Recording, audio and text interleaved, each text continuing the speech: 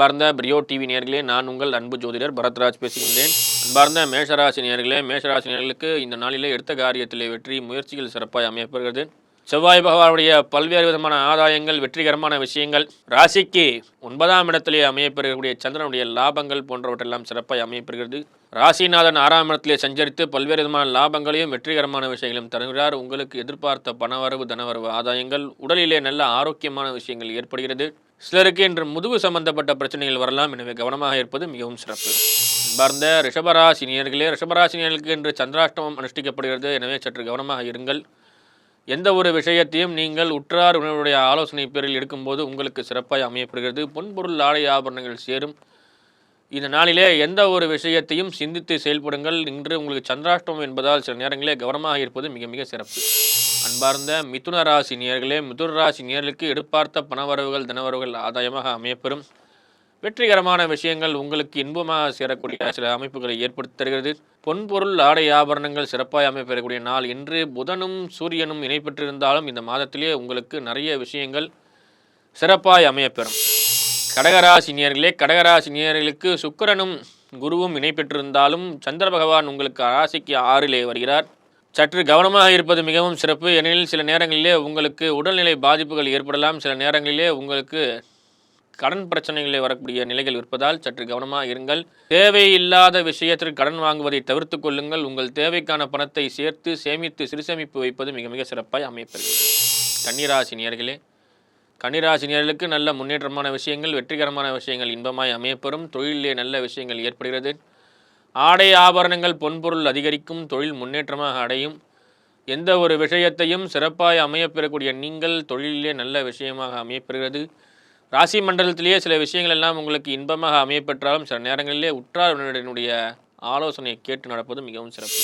அன்பார்ந்த கன்னிராசி நேயர்களே, கன்னிராசி நேயர்களுக்கு எடுத்த காரியத்திலே வெற்றி. சனிபானுடைய பார்வை உங்களுக்கு 7ஆம் பார்வை இருந்தாலும் சில நேரங்களிலே உங்களது முயற்சி இன்பமாய் அமையப்பெறக்கூடிய விஷயங்கள்லாம் ஏற்படுகிறது. சில நேரங்களிலே உங்களது கவனக்குறைவினால் சில பிரச்சனைகள் ஏற்படலாம்.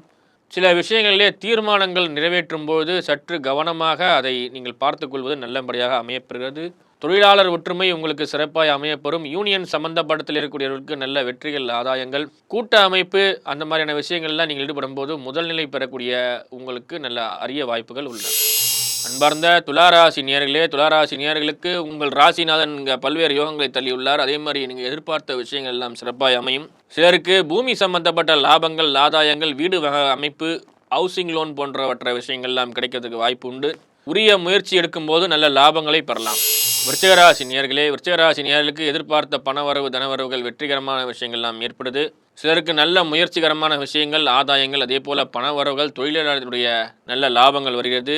கணவன் மனைவிடத்திலே சில நேரங்களில் கருத்து வேறுபாடுகள் ஏற்படலாம். சற்று கவனமாக இருங்கள். நீங்கள் எந்த ஒரு பிரச்சனைகளுக்கும் ஈடுபடாமல் இருப்பது நல்லது.